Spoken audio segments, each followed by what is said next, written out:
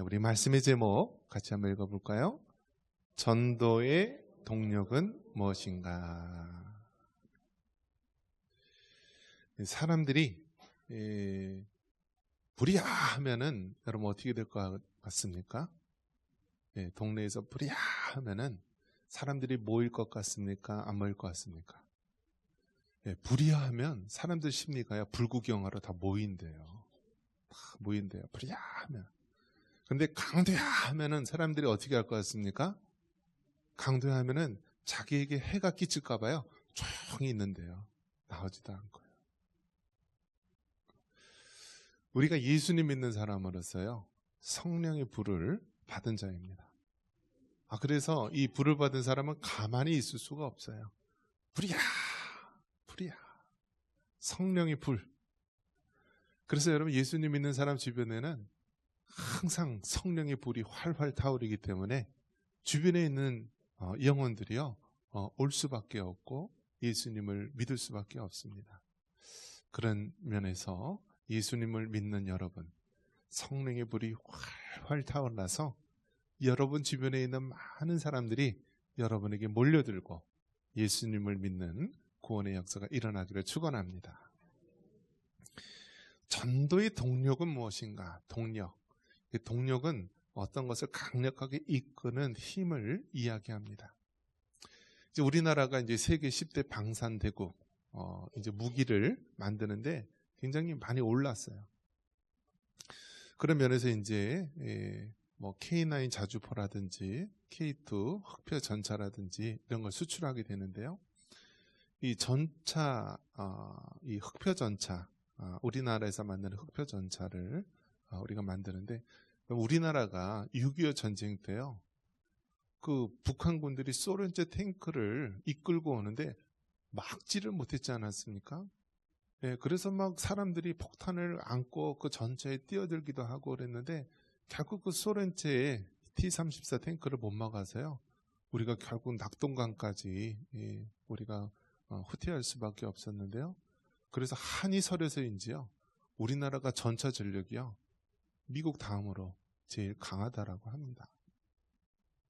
그렇게 많은 이제 탱크를 만들었는데 아쉬운 게 무엇이냐면 그 탱크의 심장이라고 할 수 있는 엔진을요, 못 만들었어요. 못 만들었어요.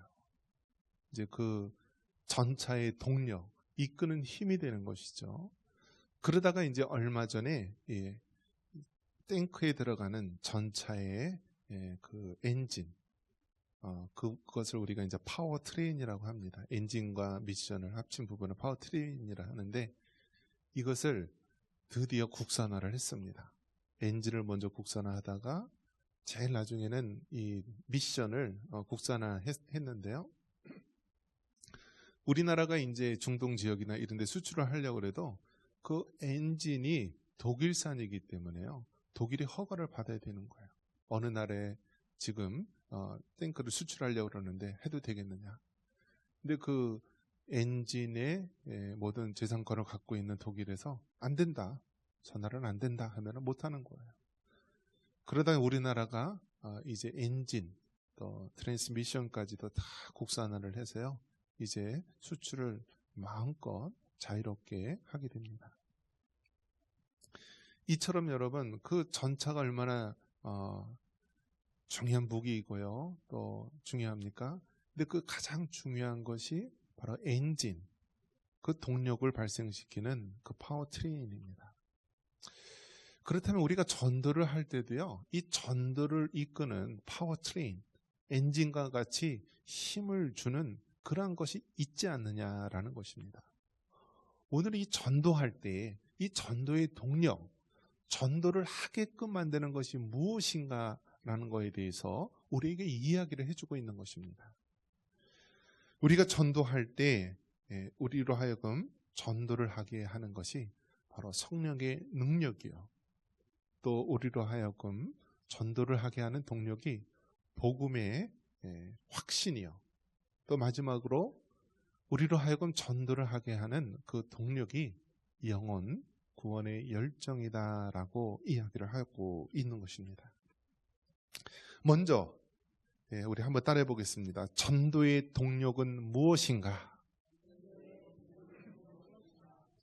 성령의 능력으로 전도한다.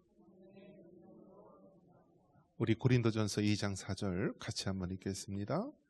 내 말과 내 전도함이 설득력 있는 지혜의 말로 하지 아니하고 다만 성령의 나타나심과 능력으로 하여. 아멘. 여러분, 우리가 이 전도할 수 있는 동력, 전도를 하게끔 하는 그 강한 힘이 어디서 나오느냐? 성령의 능력으로, 성령의 능력으로 전도한다라는 사실입니다. 여러분, 우리가 전도할 때요, 전도는요, 우리가 말을 잘하는 사람, 뭐 언변이 좋은 사람, 뭐 실력이 있는 사람, 그런 사람이 전도하는 것이 아니라 바로 예수님을 믿고 성령님이 우리 안에 내주하시면은요, 이 성령의 능력으로 전도하는 거예요. 복잡한 말 필요 없는 것입니다. 예수님을 믿으면 천국에 가고요, 예수님을 믿지 않으면 영원한 지옥에 간다. 이것이 바로 복음의 핵심 내용 아닙니까? 아무리 이 땅에 흉악한 죄인이라 할지라도 예수님을 자신의 구주로 믿는 자에게는 죄사함을 받고 하나님의 자녀가 되어서 천국에 갈 수 있다라는 사실, 이것이 바로 복음의 핵심인데요, 바로 성령님이 우리 안에 거하시면 성령의 능력으로 우리가 전도를 하게 한다라는 사실입니다. 할렐루야. 다 여러분 예수님을 구주로 믿으시죠? 여러분 안에 성령님이 내주하시죠? 그렇다면 여러분 삶 속에서 성령의 능력으로 전도할 수 있기를 바랍니다. 성경에 보면은 이 성령님이 내주하시고 또 성령의 능력으로 역사하시기 때문에 전도를 하게 되는 그러한 일들이 나타나게 됩니다. 12제자에게 나타났고 또 초대교회 7집사에게, 특별히 빌립 집사에게 성령의 능력으로 전도하는 일이 발생하게 됩니다. 사도행전 8장 29절 같이 보겠습니다. 성령이 빌립더러 이르시되 이 수레로 가까이 나아가라 하시거늘. 아멘. 초대교회 당시 예수님이 십자가 달려 죽으시고 부활하셨습니다. 그리고 하늘로 승천하셨죠. 예수님께서 뭐라고 얘기하시냐면 약속하신 것을 받기 전에, 즉 성령의 그 기름 부으심을 받기 전에 이 예루살렘을 떠나지 말라. 그러다가 이제 오순절날 마가의 다락방에서 12제자와 또 많은 성도들, 그들이 강력한 성령의 임재가 나타나게 됩니다.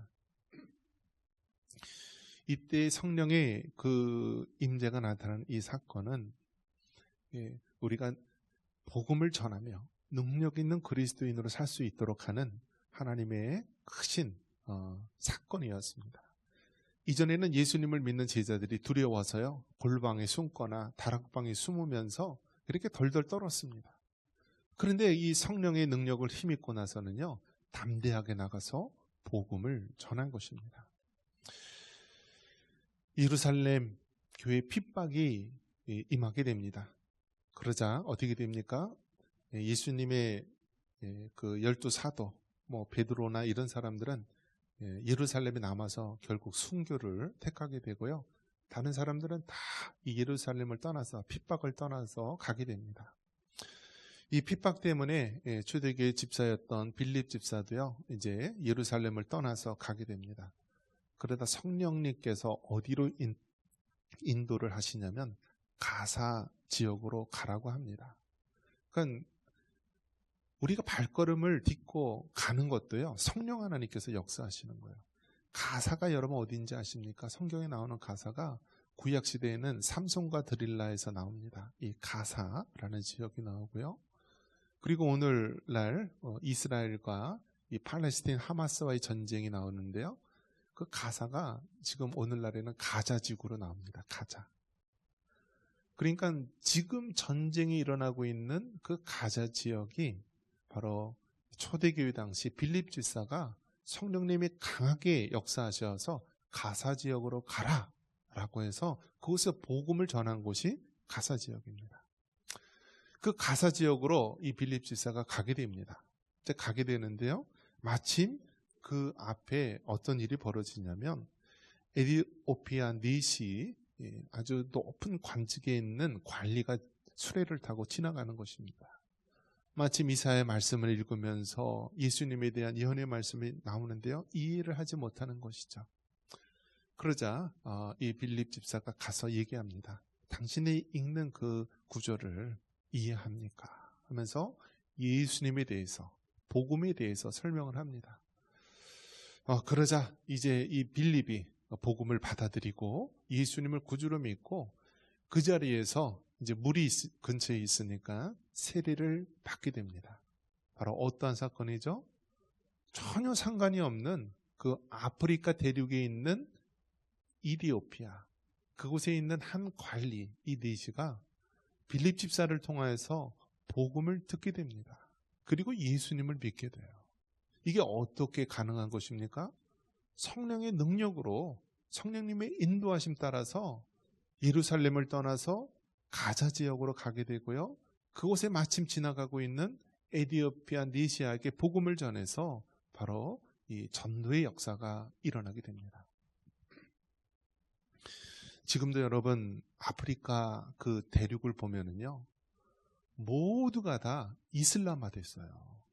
이슬람, 그들은 한 주후 700년경에 무하마드라고 하는 그 한 사람에 의해서 발생된 종교죠. 근데 그들이 빠르게 이 중앙아시아, 아랍권과 아프리카와 이제는 유럽, 이제는 미국과 우리나라에까지, 이 연천 땅에까지 이슬람화 되고 있는데요. 그들이 앞세운 것이 무엇입니까? 한 손에는 꾸란, 그들의 경전인 꾸란을 들고 있고 한 손에는 칼을 들고 있어요. 그래서 그들의 선택은 분명합니다. 너희들 꾸란을 믿고 알라신을 받아들일래? 아니면 이 칼로 죽을래? 그래서 많은 사람들이 순교를 당하거나 또 피하면서 신앙을 지키거나 하다가 대부분의 많은 사람들이 이슬람화 됩니다. 그래서 이제 중앙아시아는요, 완전히 다 이슬람화 됐고요. 아프리카 대륙도 다 이슬람화가 됐어요. 그런데 유독 그 아프리카 북동쪽에 있는 이 에티오피아, 인구가 1억 2천, 굉장히 큰 나라입니다.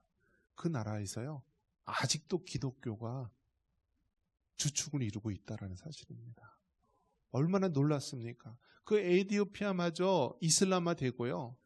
빌립 집사가 그 당시에 그 수레를 타고 지나갔던 에티오피아 니시에게 복음을 전하지 않았다면 오늘날 이 아프리카 대륙이요, 다 이슬람화 됐을 것입니다. 그런데 그 한 사람, 빌립 집사가 복음을 전해서요, 오늘날 그 아프리카 대륙이 모두가 다 이슬람화 되는데 막는 그런 방파제 역할을 한 것입니다.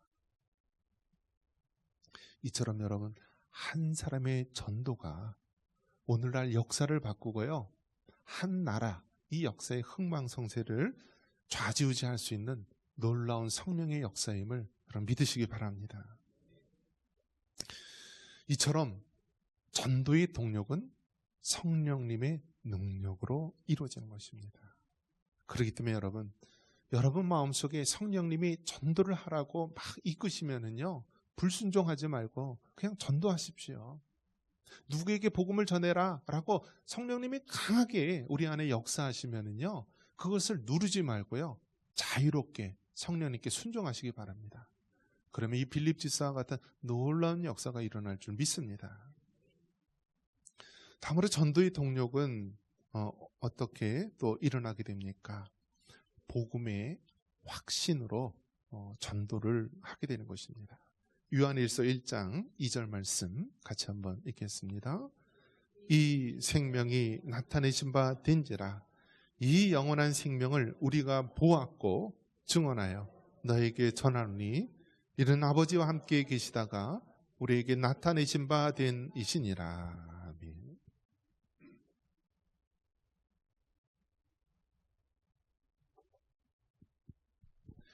전도의 동력은 무엇입니까? 그것은 복음의 확신으로 전도를 하는 것입니다.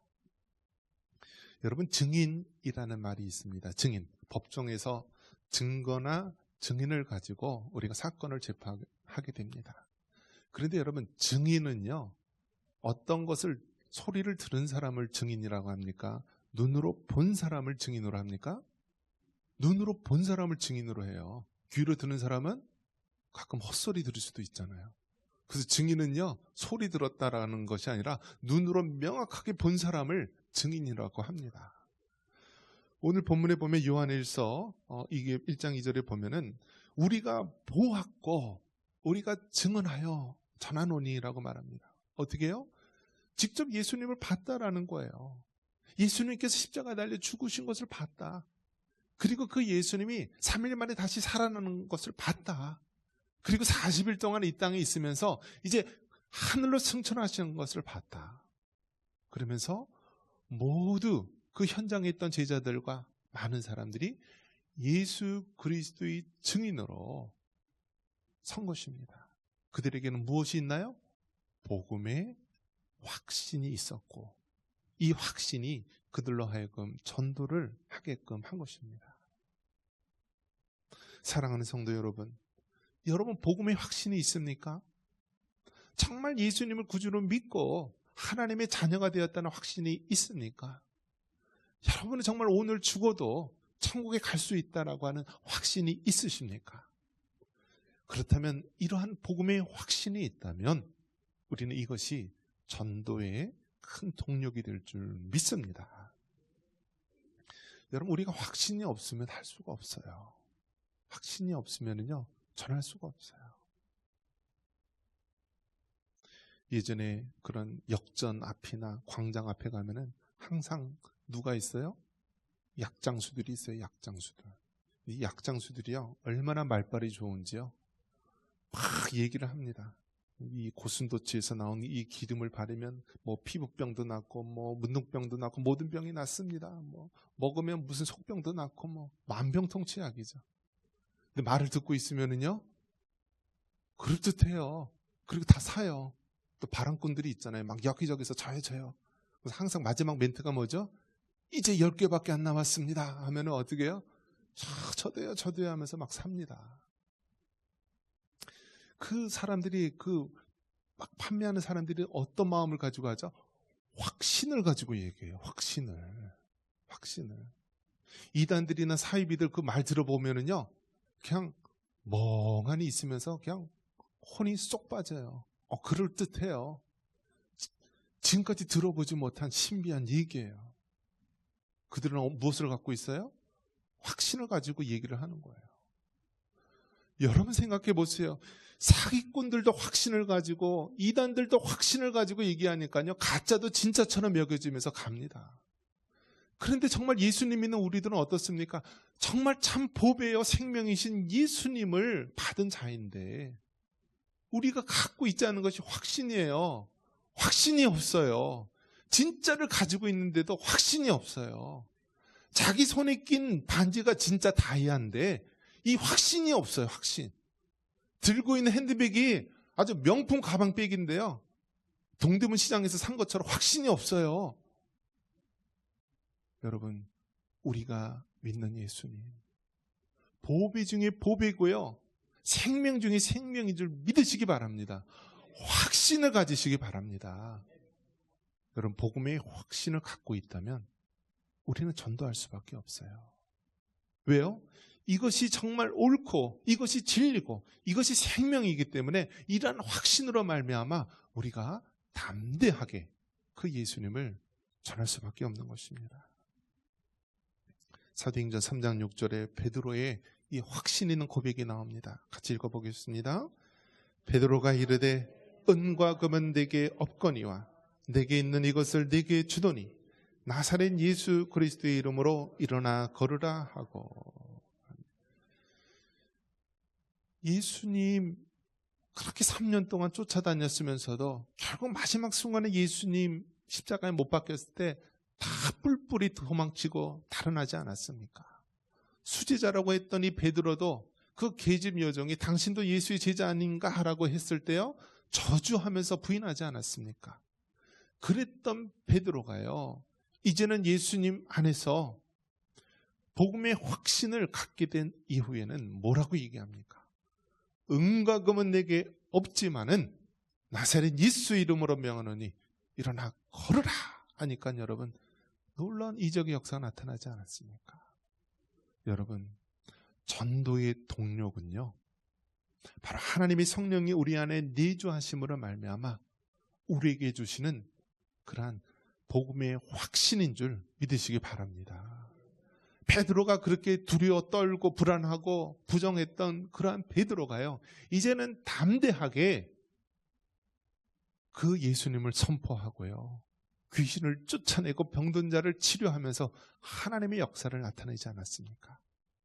여러분, 여러분이 믿는 예수님, 여러분이 소유한 그 믿음이 참 진리이고 참 생명임을 확신하며 살아갈 수 있기를 축원합니다. 전도의 동력은 무엇입니까? 그것은 영혼 구원의 열정에서 나타나는 것입니다. 사도행전 5장 42절 같이 한번 읽어보겠습니다. 그들이 날마다 성전에 있든지 집에 있든지 예수는 그리스도라고 가르치기와 전도하기를 그치지 아니하니라. 네. 전도의 동력은 무엇인가? 그것은 영혼 구원의 열정으로 전도하는 것입니다. 여러분, 우리 예수님 그 한 영혼을 얼마나 귀중히 여겼습니까? 만약에 예수님께서 나 한 영혼을 구원하시기 위해서 십자가에 못 박혀 죽으셨을까? 예수님은 충분히 나 한 영혼이라도, 이 세상에 한 영혼이라도 그 영혼을 구원하시기 위해서 십자가에 죽으셨을 것입니다. 예수님은 아무리 헐벗고 냄새나고 가난한 자라 할지라도 그 영혼을 구원하시기 위해서요, 가난한 자들에게 갔고 병든 자에게 갔고 가장 낮은 곳에 갔습니다. 바로 우리 예수님의 마음이 영혼 구원의 열정으로 가득 차 있는 주님의 마음입니다. 여러분, 정말 우리나라가요, 갑자기 자고 일어나니까 선진국이 됐어요. 선진국이. 우리나라 5,000년의 역사 자랑할 것이 여러분 뭐가 있습니까? 뭐가 있어요, 여러분? 우리나라는 뭐 외세를 침략하지 않았던 그러한 고유한 동방의 나라라고 얘기했지만 실상은 힘이 없어서 맨날 쥐어 터지고 맞지 않았습니까? 중국에 1000년 동안 맞고요. 몽골 할 때는 제주도까지 뺏겨서요, 제주도 망아지가 다 몽골 사람이 말 키우려고 갖다 놓은 거 아닙니까? 일본에서는 아예 이제 송두리째 지배당하는 것이 아니라 모든 것을 빼앗겨서 식민지 나라로 36년 동안 살지 않았습니까? 그런 나라가요, 전쟁의 잿더미 속에서 아무것도 없는 나라에서요, 이제는 개발도상국도 아니고요, 선진국이라고 해요. 우리 할아버지 할머니들, 여러분 선진국 시민이에요. 선진국 국민이에요. 믿어지세요? 안 믿어지잖아요. 왜냐하면 후진국에서 계속 살아왔기 때문에 안 믿어져요. 여러분, 어떻게 우리나라가 이처럼 선진국 나라가 됐습니까? 그것은 하나님께서 우리나라를 축복하시고 정말 하나님이 우리나라를 보호하사 마지막 때 전도의 선교의 도구로 사용하시려고 우리나라를 이렇게 높이 세워주신 줄 믿습니다. 여러분, 우리나라가 1885년에 목사님, 선교사님들이 처음 이 땅에 디뎠습니다. 얼마나 가난한 땅입니까? 그런데 여러분, 우리나라의 복음이 전해지기까지요, 얼마나 많은 전도자들이 있었는지 모릅니다. 미국에 또 전 세계에 유명한 전도자가 있습니다. 부흥사가 있습니다. 무디, 드와이트 무디라고 하는 한 사람입니다. 이분은 1837년도에 미국의 동부 지역에 자랐던 인물입니다. 아버지가 4살 때 돌아가셔서요, 가난했고요, 초등학교도 다니지 못했어요. 이런 그에게 정말 복음을 받아들이고요, 이 사람이 정말 전 세계를 움직이면서 복음을 전했습니다. 그러면서 이때 드와이트 무디가 복음을 전하고요, 뭐 영국에서도 전하고 미국에서도 전하고 온 세계에서 전해서 예수님을 믿고 돌아온 사람들이 있었는데요. 그때 은혜를 받고 이 조선이라는 땅에 복음을 전하러 온 사람들이 얼마나 많이 생겼는지 모릅니다. 평양신학교, 오늘날 총신대 장신대의 모태가 되는 평양신학교를 세운 분이 바로 마포 사무엘, 마펫 사무엘이라고 하는 목사님인데요. 이분도 무디 선교사님의 집회를 통하여서 은혜를 받고 이 조선이라는 땅에 온 것입니다. 제임스 게일이라고 우리나라 초창기 이 성경을 한글로 번역했던 이 목사님도요, 이 무디 선교사님의 전도에 의해서, 집회에 의해서 은혜를 받고 이 조선이라는 땅에 복음을 전하게 됩니다. 이 제임스 게일 이 목사님이 1888년 이 조선이란 땅으로 복음을 전하기 위해 이제 작정을 했고요. 결정이 됐습니다. 그래서 조선으로 떠나기 전날 이 무디 선생님이 이야기합니다. 자네 이제 조선이란 땅에 복음을 전하러 가는데 내가 자네를 위하여서 기도를 할 것일세 하면서 위로해주고 또 기도를 해줬다라고 합니다. 여러분, 그 드와이트 무디, 우리 전혀 알지도 못하는 그런 오래전 사람 아닙니까?